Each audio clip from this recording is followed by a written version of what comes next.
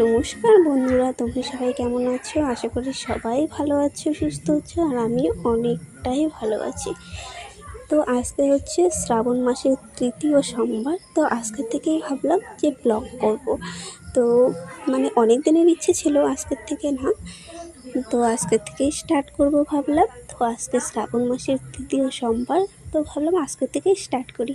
আজকে একটা শুভ দিন, তো আজকের থেকেই ব্লগ করা শুরু করলাম। তো দেখো, সবাই আমরা রেডি হয়ে গেছি এখানে।